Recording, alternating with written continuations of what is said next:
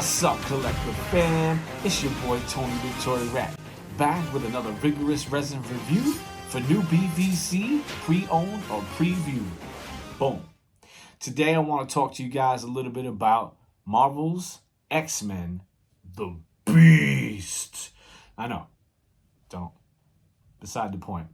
So the first Beast that I purchased was back in 2003. It was a Marvel Legends Series 4, and he's never come out of the package. And that's what he looks like, okay? So I think he looked cool then, but 20 years later, I needed an upgrade. So we looked online, we found the best Beast statue in our price range, which wound up being $49.99.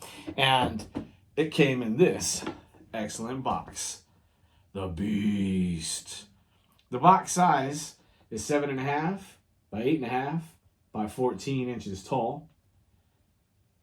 Okay, and that's the back of it there. And it has a synopsis on everything sort of Beast related. Not really everything, because it doesn't talk about the specifics we're going to talk about today. And the price point on this was $49.99, which I actually got a deal on because I purchased a 2-for-1 while I was over at the Fayetteville Comic-Con last year. That would have been 2022. And I was able to pick up this with 2 other sculptures. So the Beast, as it is, he came into the Marvel Universe at the beginning of the X-Men, okay? So he showed up, his first appearance was 1963. And that was written by Stan Lee, drawn by Jack Kirby. If you guys don't know who those people are, probably should pick another video and learn some things about Jack Kirby.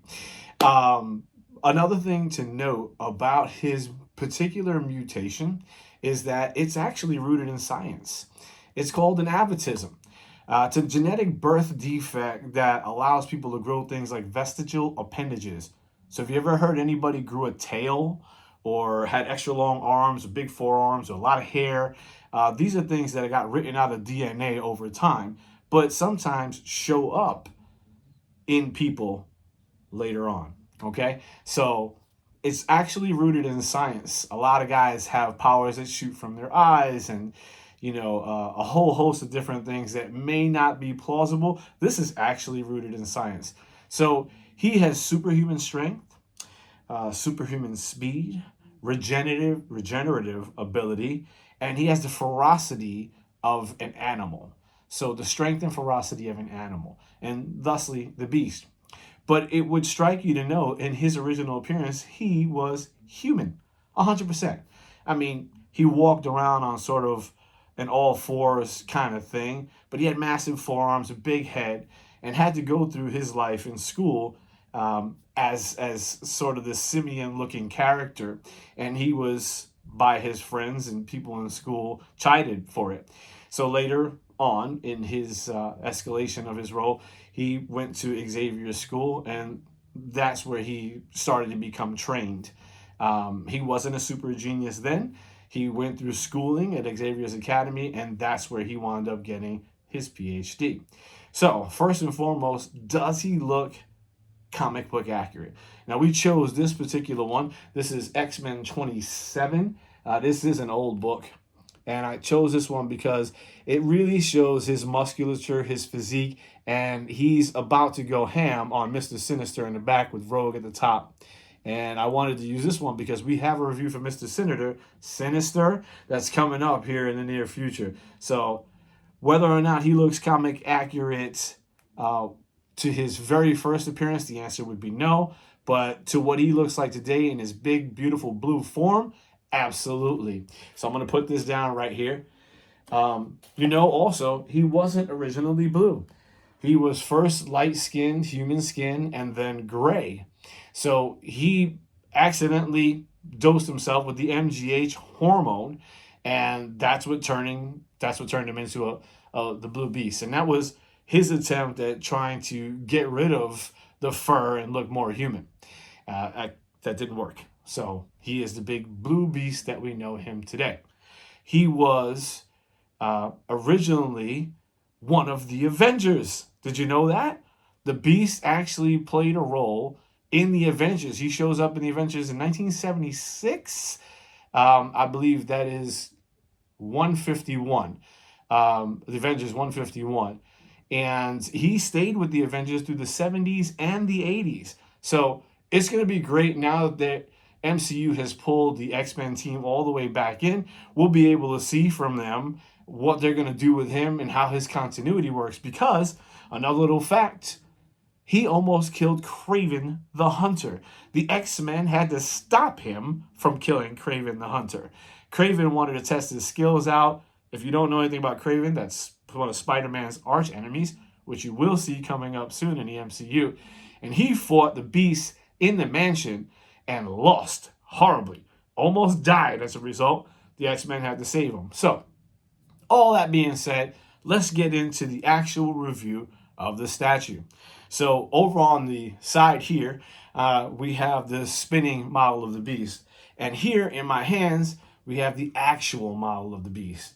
Okay, so I'm going to set him down, and we're going to look at him a little by little here. I love the sculpt. This was designed by Caesar. They didn't give me a last name on the box. And sculpted by Sam Greenwell. So I'm blocking my face. So again, sculpted by Sam Greenwell. It's a nice sculpt. It could be from any comic. It is designed based on the comics, but this could be from any comic that the Beast was in. There's only a couple of things that I have some negative aspects about. First thing is, it's a full PVC piece. It's a single model. I'm going to lift this up on the bottom. You can see this is hollow here.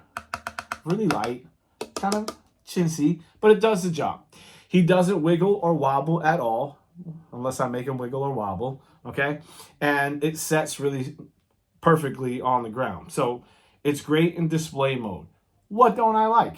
I mean, everything else is pretty awesome. Comic book accurate.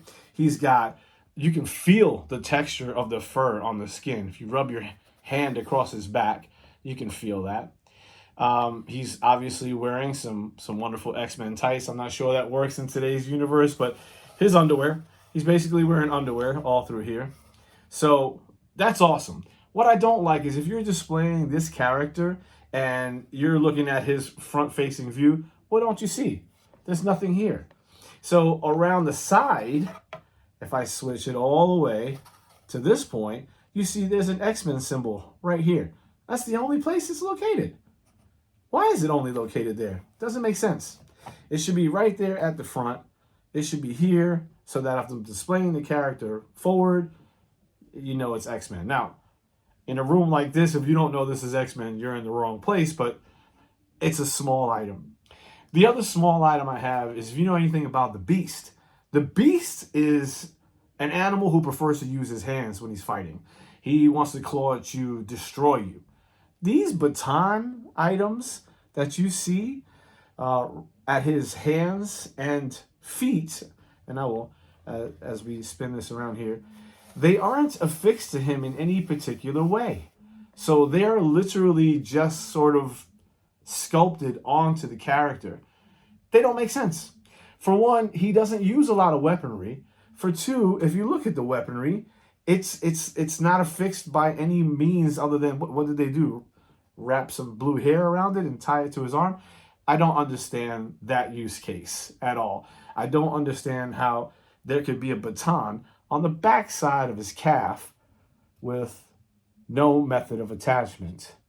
What is he doing with this thing? How are you fighting with this thing? That to me doesn't make a whole ton of sense. However, going back to the sculpt, again, his legs are perfectly thick. His arms are perfectly thick. The way he stands, the way his thumb just slightly raises up off the edge of the platform is super cool. Unfortunately, it forced me to look a little deeper at this little fingernail right there, as in the paint did not go all the way to the edge of the nail. Again, these are minor complaints. This was a $49.99 piece. It will work with all of your X-Men figures. Sits perfectly up next to his Beast comic book, and I absolutely love him. I'm glad we picked him up, And I'm glad I was able to show it to you guys today. So before we let you go, if there is anything that you'd like to see us review, a particular toy, a particular type, let us know, and we're going to jump to that next, okay? Or at least we're going to try. So that's it for today. Tony the Toy episode number 7, The Beast. Please like and subscribe. We hope to see you back here again with our next review.